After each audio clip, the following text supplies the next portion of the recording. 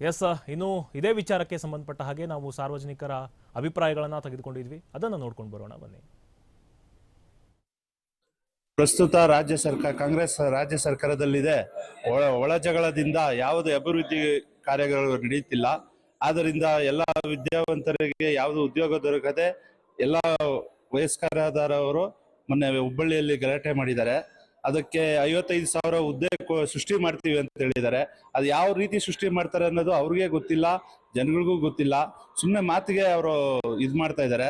ಮತ್ತೆ ಅವರು ನಾಯಕತ್ವನೇ ಪ್ರಶ್ನೆ ಮಾಡೋಂಥ ಪರಿಸ್ಥಿತಿ ಬಂದ್ಬಿಟ್ಟೈತೆ.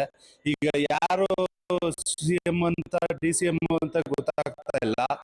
ಯಾವಾಗೂ ಒಬ್ರು ಡೆಲ್ಲಿಗೆ ಹೋಗ್ತಾರೆ, ಒಬ್ರು ಇಲ್ಲಿರ್ತಾರೆ. ಅದರಿಂದ ಅಭಿವೃದ್ಧಿ ಎಲ್ಲ ತುಂಬಾ ಕುಂಠಿತವಾಗಿದೆ. ಈಗ ನಮ್ಮ ದೇವನಹಳ್ಳಿ ತಾಲೂಕಲ್ಲಿರೋಂಥ ನಮ್ಮ ಮಾನ್ಯ ಸಚಿವರು, ಉಸ್ತುವಾರಿ ಸಚಿವರು, ಗ್ರಾಮಾಂತರ ಸಚಿವರು ಇವತ್ತಿಗೂ ನಮ್ಮ ತಾಲೂಕಲ್ಲಿ ಎಷ್ಟು ಹಳ್ಳಿಗಳಿದೆ ಅಂತ ಗೊತ್ತಿಲ್ಲ. ಅವರು ತುಂಬಾ ಮಾಡ್ತಾ ಇದ್ದಾರೆ. ಅವರು ಯಾವುದೇ ಎಲ್ಲ ಕಡೆ ರಿಯಲ್ ಎಸ್ಟೇಟ್ ಅದು ಇದು ಅವರು ಹೆಸರು ಹೇಳ್ಕೊಂಡು ಅವ್ರು ಮಾಡ್ತಾ ಇದ್ದಾರೆ. ಅಭಿವೃದ್ಧಿ ಅಂತೂ ಕಾಣಿಸ್ತಾ ಇಲ್ಲ. ಕಾಮಗಾರಿಗಳಂತೂ ನಡೀತಾ ಇಲ್ಲ. ನಮ್ದು KRTCL ರೋಡ್ದಂತೂ ಅದು ಒಂದು 2-3 ಬಾರಿ ಸುತ್ತು ಬೂದಿಗೆರೆ ಕ್ರಾಸ್ ಇಂದ ಏರ್ಪೋರ್ಟ್ಗೆ ಕನೆಕ್ಟ್ ಆಗೋ ಏರ್ಪೋರ್ಟ್ ರಸ್ತೆ ಕನೆಕ್ಟ್ ಆಗೋ KRTCL ರೋಡ್ಗೂ ಒಂದು 4-5 ಸರಿ ನಮ್ಮ ಸಾರ್ವಜನಿಕರೆಲ್ಲರನ್ನು ಸೇರಿ ಬಂದ್ ಮಾಡಿದ್ರು ಕೂಡ ಅವರು ಅದ್ರ ಬಗ್ಗೆ ಏನು ಆಕ್ಷನ್ ತಗೋತಾ ಇಲ್ಲ. ಕಾಮಗಾರಿಗಳು ಕುಂಠಿತವಾಗಿ ನಡೀತಾ ಇದೆ. ಮತ್ತೆ ಇದು ಏನು ಈ ರೇಷನ್ ಹಗರಣ ತುಂಬಾ ನಡೀತಾ ಇದೆ. ಸುಮ್ಮನೆ ಅವ್ರು ಹೇಳ್ತಾರೆ ಅಕ್ಕಿ ನಾವು ಕೊಡ್ತಾ ಇದೀವಿ 10 kg ಅಂತ. 10 kg ಕೊಡ್ತಾ ಇರೋದ್ರಲ್ಲಿ ಏನು ಸೆಂಟ್ರಲ್ ಗೌರ್ಮೆಂಟ್ ಕೊಡ್ತಾ ಇರೋದು 5 kg, ಇವ್ರು 5 kg. ಆಮೇಲೆ ಇವ್ರು ಅದು ಕೊಡ್ತೀವಿ ಇದು ಕೊಡ್ತೀವಿ ಅಂತ ಮಾಡ್ತಾ ಇದಾರೆ. ಈಗ ರೇಷನ್ ಕಾರ್ಡ್ಗಳಲ್ಲಿ 10 ರೂಪಾಯಿ ಈಸ್ಕೊತಾ ಇದಾರೆ. ಕೆಲವು ನಮ್ಮ ದೇವನಹಳ್ಳಿ ತಾಲೂಕಲ್ಲಿ ಕೆಲವು ಕಡೆ 20 ರೂಪಾಯಿ ಈಸ್ಕೊಂಡು ಗಲಾಟೆ ಆಗಿರೋ ಪರಿಸ್ಥಿತಿನೂ ಇದೆ. ಆ 20 ರೂಪಾಯಿ ಈಸ್ಕೊಂಡು ಯಾರ್ಯಾರಿಗೆ ಎಷ್ಟು ಶೇರ್ ಹೋಗ್ತಾ ಇದೆ ಅಂತ ಗೊತ್ತಾಗ್ತಾ ಇಲ್ಲ. ರೇಷನ್ ಕೊಡೋರು 20 ರೂಪಾಯಿ ಕೊಟ್ಟಿಲ್ಲ ಅಂದ್ರೆ ತಂಬತ್ತಾ ಇಲ್ಲ ಅಂತ ಹೇಳ್ತಾರೆ. ಇಂಥ ಸಣ್ಣ ಪುಟ್ಟ ಸಮಸ್ಯೆನೇ ಬಗೆಹರಿಸಕ್ಕೆ ಆಗ್ತಾ ಇಲ್ಲ ಅಂದ್ರೆ ಇನ್ನು ರಾಜ್ಯದ ಸಮಸ್ಯೆ ಹೆಂಗ್ ಬಗೆಹರಿಸ್ತಾರೆ ಇವರು? ಬಾರ್ ಈಗ ನಮ್ ಬೂದಿಗೆರೆ ಸುತ್ತಮುತ್ತ ಕೇವಲ 2 ಬಾರ್ ಇತ್ತು. ಈ 1.5 ವರ್ಷದಿಂದ ಈಚೆಗೆ 8 ಬಾರ್ಗಳಾಗಿದೆ. ಎಲ್ಲಾ ವಿದ್ಯಾವಂತರು ಹುಡುಗರು ಮಾದಕ ವ್ಯಸನಗಳಾಗ್ಬಿಟ್ಟು ಯಾವುದೇ ಒಂದು ಆರಕ್ಷಕರು ಏನು ಇದು ಭಯ ಇಲ್ಲದೆ ಊರ್ ಸುತ್ತು ಬಾರ್ ಆಗ್ಬಿಟ್ಟಿದೆ. ಇದ್ರ ಬಗ್ಗೆ ಕೇಳಿದ್ರೆ ಡಿನ್ನರ್ ಆಯ್ತು, ವಿದೇಶ ಆಯ್ತು, ಗುಂಪುಗಾರಿಕೆ ಆಯ್ತು ಬಿಟ್ರೆ ಬಡವರ ಕಲ್ಯಾಣದ ಬಗ್ಗೆ ಯೋಚನೆ ಮಾಡೋದನ್ನ ಕಾಂಗ್ರೆಸ್ ಬಿಟ್ಬಿಟ್ಟಿದೆ. ಕಾಂಗ್ರೆಸ್ ಪಾರ್ಟಿ ಸದಾ ಕಾಲ ಹೇಳ್ಕಂತಿತ್ತು ನಾವು ಬಡವರ ಪರವಾದಂತಹ ಪಾರ್ಟಿ. ಬಡವರ ವಿರೋಧಿಗಳು ಇವತ್ತಿನ ರಾಜ್ಯದ ಕರ್ನಾಟಕದ ಕಾಂಗ್ರೆಸ್ ಸರ್ಕಾರ. ಇಲ್ಲಿ ಮುಖ್ಯಮಂತ್ರಿಗಳು, ನಾನು ಮುಖ್ಯಮಂತ್ರಿಗಳಿಗೆ ನೇರವಾಗಿ ಇಲ್ಲಿ ಅವ್ರಿಗೆ ದೂಷಣೆಯನ್ನ ಮಾಡ್ತೀನಿ. 2013ರಿಂದ 2018 ಒಳ್ಳೆ ಮುಖ್ಯಮಂತ್ರಿಗಳು ಅಂತ ಸಿದ್ದರಾಮಯ್ಯ ಅವರು ಒಂದ್ ಬಿರುದನ್ನ ತಗೊಂಡಿದ್ರು. ನಾನ್ ಸರ್ವೆ ನನ್ನ ತಾಲೂಕಲ್ಲಿ ಮಾಡಿದೀನಿ. ಅವ್ರ ಏನಾದ್ರು ಸರ್ವೆ ಮಾಡಿಸಿದ್ರೆ ಗೊತ್ತಾಗುತ್ತೆ. ಕಳೆದ 3 ವರ್ಷದ ಆಡಳಿತದಲ್ಲಿ ಅವರ ಜನಪ್ರಿಯತೆ ಕುಗ್ಗಿದೆ. ಒಳ್ಳೆತನ ಹೋಗಿ ಇವತ್ತು ಕೆಟ್ಟ ಮುಖ್ಯಮಂತ್ರಿ ಅನ್ನುವಂತ ಬಿರುದನ್ನ ಮಾನ್ಯ ಮುಖ್ಯಮಂತ್ರಿಗಳು ತಗೊಳ್ಳೋ ಪರಿಸ್ಥಿತಿ ಬಂದಿದೆ. ಆದರೆ ಇವತ್ತು ಗ್ಯಾರಂಟಿ ಇಟ್ಬಿಟ್ಟು ಇವತ್ತು ಯಾವ್ದು ದಿವಸ ಗ್ಯಾರಂಟಿ ಹೊಡೆದು ಅಂದರೆ ಎಲೆಕ್ಷನ್ ಇನ್ನು 3 ದಿವಸ ಇದ್ದಂಗೆ ಪೂರ್ತಿ ಹಣನ ಹಾಕುವಂಥ ಗ್ಯಾರಂಟಿ ಆಗಿದೆ ಹೊರತು ಜನಕ್ಕೆ ಸೇವೆ ಮಾಡುವಂಥ ಗ್ಯಾರಂಟಿ ಅಲ್ಲ. ಇವತ್ತು ಅದೇ ದಿವಸದಲ್ಲಿ ಇವತ್ತು ಅರ್ಥ ಮಾಡ್ಕೊಳ್ಳಿ, ಒಂದೇ ಒಂದು ವಿಷಯ ಅರ್ಥ ಮಾಡ್ಕೊಳ್ಳಿ. ಮೊದಲು ನಾವು ಮದ್ಯಪಾನ ಸೇವೆ ಮಾಡಬಾರದು ಅಂತ ಗಾಂಧಿವಾದ ಇತ್ತು ಅಂದರೆ ಇವತ್ತು ಗಾಂಧಿವಾದದ ವಿರುದ್ಧವಾಗಿ ಇವತ್ತು ರಾಜ್ಯ ಸರ್ಕಾರ ಏನು ಮಾಡ್ತಾ ಇದೆ, ಇವತ್ತು ನಮ್ಮ ರಾಜ್ಯದಲ್ಲಿ ಹೆಮ್ಮರವಾಗಿ ಬೆಳೀತಾ ಇದೆ. ಇವತ್ತು ಗಲ್ಲಿಗೂ ಇವತ್ತು ಮದ್ಯದ ಅಂಗಡಿಗಳು ಬೆಳೀತಾ ಇದೆ. ಒಂದು ಕಡೆ ಸರ್ಕಾರ ನೋಡಿ ಎಷ್ಟು ಥರ ಆಟ ಆಡ್ತಾ ಇದೆ ಅಂದರೆ ಬೆಳಗ್ಗೆ ಎಲ್ಲ ಕುಡಿಸ್ತಾರೆ, ರಾತ್ರಿ ಎಲ್ಲ ಪೊಲೀಸರ ಕೈಯಲ್ಲಿ ಹಿಡಿಸ್ತಾರೆ. ಬೆಳಗ್ಗೆ ಎಲ್ಲ ಕುಡಿಸ್ತಾರೆ, ಕುಡಿಸೋದ್ರಿಂದನೂ ಆದಾಯ, ಪೊಲೀಸವ್ರ ಕೈಯಲ್ಲಿ ಸಾಯಂಕಾಲ ಇಡಿಸೋದ್ರಿಂದನೂ ಆದಾಯ. ಕುಡಿಸೋದೇ ಬಿಟ್ಟರೆ ಪೊಲೀಸವ್ರು ಇಡಿಸೋದೆಲ್ಲಿರುತ್ತೆ? ಅದಕ್ಕೆ ಕುಡಿಸೋದೇ ಇಲ್ಲ ಅಂತ ಮಾಡಿದರೆ ಜನರ ಆರೋಗ್ಯನೂ ಇರುತ್ತೆ, ಗಲಾಟೆಗಳು ತಪ್ಪುತ್ತೆ. ಇವತ್ತು ಗಾಂಜಾ ಅಂತ ಹೇಳಿದರೆ ಇವತ್ತಿನ ಗಾಂಜಾದ ಮತ್ತು ವಿದ್ಯಾರ್ಥಿಗಳಿಗೆ ಯಾವ ಥರ ಆಗಿದೆ ಇದೆ ಅಂದರೆ ಜೋಬಲ್ಲಿ ಇವತ್ತು ಮೊಬೈಲ್ ಜೊತೆಯಲ್ಲಿ ಇವತ್ತು ಗಾಂಜಾಗಳು ಇಟ್ಕೊಂಡು ಇವತ್ತು ತಿನ್ನುವಂಥ ಕಾಲ ಇವತ್ತು ಆಗೋಗಿದೆ. ಹುಡುಗಿಗಳು ಮತ್ತು ಹುಡುಗರು ಇವತ್ತು ಆರೋಗ್ಯನೂ ಕೆಡಿಸ್ಕೊಂಡಿದ್ದಾರೆ ಮತ್ತು ಇವತ್ತಿನ ದಿವಸದಲ್ಲಿ ಅವರು ಕುಲ್ಗೆಟ್ಟು ಕೂತಿದ್ದಾರೆ. ಅದಕ್ಕೆ ಸರ್ಕಾರ ಯೋಚನೆ ಮಾಡಬೇಕು, ಯಾವುದು ಉತ್ತಮವಾದ ಸೇವೆ ಮಾಡಿದರೆ ಜನಕ್ಕೆ ಒಂದು ಉತ್ತಮವಾದ ಒಂದು ಅನುಕೂಲ ಪಡ್ತದೆ ಅಂತ ಇವತ್ತು ಯೋಚನೆ ಮಾಡ್ತಾ ಇಲ್ಲ ಸರ್ಕಾರ. ಬರೀ ಕಿತ್ತಾಡೋದ್ರಲ್ಲಿ ಇದ್ದಾರೆ. ಇವತ್ತು ಮುಖ್ಯಮಂತ್ರಿ ಕಿತ್ತಾಟದಲ್ಲಿ ಇವತ್ತು 2.5 ವರ್ಷ ಆಗೋಗ್ಬಿಡ್ತು. 2.5 ವರ್ಷ ಇವತ್ತು ಮುಖ್ಯಮಂತ್ರಿಗಳಾಗೋದ್ರಲ್ಲೇ ಆಗೋಗ್ಬಿಡ್ತು. ಇನ್ನು ಮುಂದೆ ಆಗೋದು ಆಗ್ತದೆ ಇಲ್ಲ ಅನ್ನೋದು ಗ್ಯಾರಂಟಿ ಇಲ್ಲ. ಆದರೆ ಈ ಸರ್ಕಾರ ಇನ್ನು ಈ ಗ್ಯಾರಂಟಿ ಇಲ್ಲದೆ ಇರೋದ್ರಿಂದ ಅವರೇ ಗ್ಯಾರಂಟಿ ಇವತ್ತು ಮುಖ್ಯಮಂತ್ರಿಗಳಾಗೋದೇ ಗ್ಯಾರಂಟಿ ಇಲ್ಲ ಅಂದಮೇಲೆ ಇನ್ನು ರಾಜ್ಯದಲ್ಲಿ ಜನಕ್ಕೆ 5 ಗ್ಯಾರಂಟಿಗಳು ಕೊಡೋದ್ರಲ್ಲಿ ಯಾವುದು ಸತ್ಯ ಆಗ್ತದೆ ಅಂತಂದು ನಾವು ಯೋಚನೆ ಮಾಡಬೇಕಾಗುತ್ತೆ. ಅದಕ್ಕೆ ನಾನು ಜನರಲ್ಲಿ ಕೇಳ್ಕೊಳೋದಿಷ್ಟೇ, ಈ ಸರ್ಕಾರದಿಂದ ಜನಕ್ಕೆ ಸೇವೆಯಲ್ಲಿ ಶೂನ್ಯ ಆಗಿದೆ.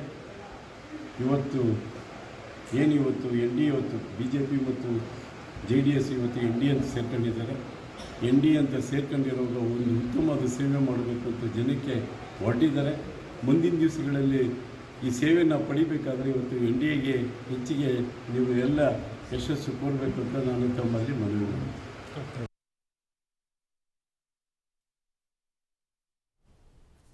ಎಸ್, ಸಾರ್ವಜನಿಕರು ಹಾಗೂ ಮುಖಂಡರ ಅಭಿಪ್ರಾಯಗಳನ್ನು ನಾವು ನೋಡಿದ್ವಿ. ಈ ಕುರ್ಚಿ ಕಿತ್ತಾಟ ಅನ್ನೋದ್ರಿಂದ ಕಳೆಗುಂದ್ಬಿಟ್ಟಿದೆ ಸಿದ್ದರಾಮಯ್ಯ ಸರ್ಕಾರದ ಜನಪ್ರಿಯತೆ ಅನ್ನೋದು. ಬಟ್ ಇನ್ನೊಂದು ಕಡೆ ನೋಡೋದಾದ್ರೆ ಮುಖ್ಯಮಂತ್ರಿ ಸಿದ್ದರಾಮಯ್ಯ ಅವರು ಒಬ್ಬ ಉತ್ತಮ ಆಡಳಿತಗಾರರು. ಇವರಿಗೆ ಅನ್ನರಾಮಯ್ಯ ಅಂತ ಹೇಳ್ತೀವಿ, ಕನ್ನಡ ರಾಮಯ್ಯ ಅಂತ ಹೇಳ್ತೀವಿ. ಒಬ್ಬ ಮೃದು ಹೃದಯದ ನಾಯಕ ಅಂತ ಹೆಸರು ಕೂಡ ಪಡೆದಿದ್ದಾರೆ. ಕಳೆದ ಟರ್ಮನ್ನು ನೋಡಿಬಿಟ್ರೆ ಇವ್ರದ್ದೊಂದು ಅತ್ಯುತ್ತಮ ಆಡಳಿತ ಆಗಿತ್ತು. ತಮ್ಮ ರಾಜಕೀಯ ಜೀವನದಲ್ಲಿ ಅವರು ಸಾಮಾನ್ಯ ಜನರ ಸಮಸ್ಯೆಗಳಿಗೆ ಸ್ಪಂದಿಸ್ತಾ ಇದ್ರು. ಬಡವರ ಪರವಾಗಿ ಹಲವಾರು ಜನಪರ ಯೋಜನೆಗಳನ್ನು ಕೂಡ ತಂದಿದ್ರು. ಅವರ ಸರಳತೆ ಆಗಿರ್ಬೋದು, ಜನರೊಂದಿಗೆ ನೇರ ಸಂಪರ್ಕ ಮತ್ತು ಸ್ಪಷ್ಟ ಮಾತುಗಳೇನಿದ್ವು, ಅವರು ವಿಶಿಷ್ಟ ಗುರುತನ್ನು ತಂದಿದ್ದು. ಆದರೆ ರಾಜಕೀಯ ವಲಯದಲ್ಲಿ ಸಾಮಾನ್ಯವಾಗಿ ಈಗ ಕಾಣುವಂತೆ ನಾಯಕರ ಸುತ್ತಲಿರುವ ಕೆಲವು ವ್ಯಕ್ತಿಗಳ ನಡೆ ಮತ್ತು ಹೇಳಿಕೆಗಳು ಏನಿದ್ದಾವೆ, ಆ ನಾಯಕನ ಹೆಸರಿನ ಮತ್ತು ಅವರ ಒಂದು ವರ್ಚಸ್ಸಿನ ಮೇಲೆ ಪರಿಣಾಮ ಬೀರುತ್ತೆ. ಅವು ಕೆಲವೊಮ್ಮೆ ನಾಯಕರ ಸುತ್ತಲಿನ ಪಟಾಲ ಮತ್ತು ಆಪ್ತ ವಲಯ ಅಂತ ಹೇಳ್ತೀವಲ್ಲ, ಅವರ ವರ್ತನೆ, ಅವರ ನಿರ್ಧಾರಗಳು ಅಥವಾ ಅವರ ವಿವಾದಗಳೇನಿದಾವೆ ಸಾರ್ವಜನಿಕರ ನಡುವೆ ನಕಾರಾತ್ಮಕ ಅಭಿಪ್ರಾಯವನ್ನ ಮೂಡಿಸುವುದು ಕಂಡುಬರುತ್ತೆ. ಇದರಿಂದ ನಾಯಕ ಏನಿದ್ದಾನೆ ಅವನ ವೈಯಕ್ತಿಕ ಬದುಕಿಗೆ ಅಥವಾ ವೈಯಕ್ತಿಕ ಆಡಳಿತದ ಸಾಮರ್ಥ್ಯಕ್ಕೆ ಅವರ ಸುತ್ತಲಿನ ಪರಿಸ್ಥಿತಿಗಳೇ ಹೆಚ್ಚು ಚರ್ಚೆಗೆ ಒಳಗಾಗ್ಬಿಡ್ತವೆ. ಹೀಗಾಗಿ ರಾಜಕೀಯ ತಜ್ಞರು ಏನು ಹೇಳ್ತಾರೆ ಅಂದ್ರೆ ಯಾವುದೇ ಒಬ್ಬ ನಾಯಕನ ಯಶಸ್ಸು ಅವರ ವೈಯಕ್ತಿಕ ಸಾಮರ್ಥ್ಯಕ್ಕಷ್ಟೇ ಸೀಮಿತ ಆಗಿರಲ್ಲ. ಅವರ ಸುತ್ತಲಿನ ತಂಡ ಆಗಿರ್ಬೋದು, ಸಲಹೆಗಾರರಾಗಿರ್ಬೋದು, ಸಹ ಉದ್ಯೋಗಿಗಳೇನಿರ್ತಾರೆ ಅವರ ಪಾತ್ರವೂ ಕೂಡ ಮಹತ್ವದ್ದಾಗಿರುತ್ತೆ. ಒಬ್ಬ ಆಡಳಿತಗಾರದಲ್ಲಿ ನಾಯಕನೊಬ್ಬನೇ ಸರಿ ಇದ್ರೆ ಸಾಲಲ್ಲ. ಅವನ ಜೊತೆಗಿರೋರು, ಅವನ ಸಹೋದ್ಯೋಗಿಗಳು, ಅವನಿಗೆ ಸಲಹೆಯನ್ನ ಕೊಡೋರು, ಅವನ ತಂಡ ಏನಿರುತ್ತೆ ಆ ತಂಡ ಪ್ರಮುಖವಾದ ಪಾತ್ರವನ್ನ ವಹಿಸುತ್ತೆ. ಹೀಗಾಗಿ ಉತ್ತಮ ಆಡಳಿತ ಮತ್ತು ಜನವಿಶ್ವಾಸವನ್ನ ಕಾಪಾಡ್ಕೋಬೇಕಂದ್ರೆ ನಾಯಕನ ಜೊತೆಗೆ ಅವರ ತಂಡವು ಸಮಾನ ಜವಾಬ್ದಾರಿಯನ್ನ ಹೊಂದಿರುತ್ತೆ. ತಂಡದ ಸದಸ್ಯರ ನಡೆ ಮತ್ತು ನಿರ್ಧಾರಗಳು ನಾಯಕನ ಚಿತ್ರಣದ ಮೇಲೆ ನೇರ ಪರಿಣಾಮವನ್ನ ಬೀರ್ತವೆ.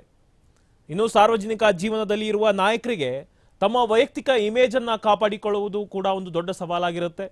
ವಿಶೇಷವಾಗಿ ಸಾಮಾಜಿಕ ಜಾಲತಾಣಗಳ ಈ ಯುಗದಲ್ಲಿ ಯಾವುದೇ ವಿವಾದ ಆಗಿರ್ಬೋದು, ಟೀಕೆಗೆ ವೇಗವಾಗಿ ಜನರಿಗೆ ತಲುಪಿಬಿಡುತ್ತೆ ಅದು.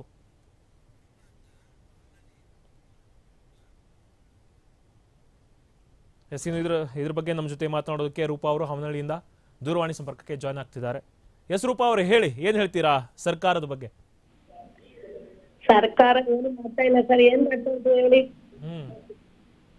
ಏನು ಮಾಡ್ತಾ ಇಲ್ಲ ಅವರು. ಕುಮಾರಸ್ವಾಮಿ ಅವ್ರು ಬಂದ್ರೆ ತುಂಬಾ ಚೆನ್ನಾಗಿ ಮಾಡ್ತಾರ ಅವರು. ಸರ್ಕಾರ ಇವರು ಸಿದ್ದರಾಮಯ್ಯ ಅವ್ರು ಏನು ಮಾಡ್ತಾ ಇಲ್ಲ. ಸುಮ್ನೆ ಗ್ಯಾರಂಟಿ ಅನ್ಕೊಂಡು ಏನು ಅಭಿವೃದ್ಧಿನೂ ಇಲ್ಲ, ಏನು ಇಲ್ಲ. ಇದೆ ಅವರೇ ಕಿತ್ತಾಡ್ಕೊಂಡು ಕೂತಿದಾರಲ್ಲ. ಅದೇ ಅಲ್ಲ, ನಿಮಗೆ ಗೃಹಲಕ್ಷ್ಮಿ ಸ್ಕೀಮ್ ಸರಿಯಾಗಿ ತಲುಪ್ತಿದೆಯಾ ಅಂತ? ಗೃಹಲಕ್ಷ್ಮಿ ಹಣ ಇಲ್ಲ ಸರ್, ಕರೆಕ್ಟ್ ಆಗಿ ಬರ್ತಾ ಇಲ್ಲ. ಮತ್ತೆ ಅಭಿವೃದ್ಧಿ ಅನ್ನೋದು ಏನಾಗಿದೆ ನಿಮ್ಮೂರಲ್ಲಿ? ನಮ್ಮೂರಲ್ಲಿ ಇಲ್ಲಿ ಏನು ಇಲ್ಲ ಸರ್. ನಮ್ಗೆ ಇಲ್ಲಿ ಲಕ್ಷ್ಮೀನಾರಾಯಣಪ್ಪ ಅವರು ನಮ್ಗೆ ಬರ್ತಾವ್ರೆ. ಬೇರೆ ಅವರು ಸರ್ಕಾರ ಏನು ಮಾಡ್ತಾ ಇಲ್ಲ. ಇಲ್ಲಿ ಕೌನ್ಸಿಲರ್ ಅವರು ತುಂಬಾ ಚೆನ್ನಾಗಿ ಮಾಡ್ತಾವ್ರೆ. ಅಂದ್ರೆ ಈಗ ಸರ್ಕಾರ ಜನಪ್ರಿಯತೆಯನ್ನ ಕಳೆದುಕೊಂಡಿದೆ ಅಂತ? ಹೌದು ಸರ್, ಹೌದು. ಏನು ಮಾಡ್ತಾ ಇಲ್ಲ. ಓಕೆ, ಥ್ಯಾಂಕ್ ಯು ರೂಪಾ ಅವರೇ, ಆರ್ಮ್ಯಾಕ್ಸ್ ಜೊತೆ ಮಾತನಾಡಿದಕ್ಕಾಗಿ. ಆಯ್ತು. ಎಸ್, ನಾನು ಹೇಳ್ತಾ ಇದ್ದೆ, ಸಾರ್ವಜನಿಕ ಜೀವನದಲ್ಲಿ ಇರುವಂತಹ ನಾಯಕರಿಗೇನು ಅವರ ವೈಯಕ್ತಿಕ ಬದುಕು ಇರುತ್ತೆ. ಬಟ್ ಇವತ್ತೇನಿದೆ, ಇದು ಈ ಶತಮಾನದಲ್ಲಿ ಈಗ ಸಾಮಾಜಿಕ ಜಾಲ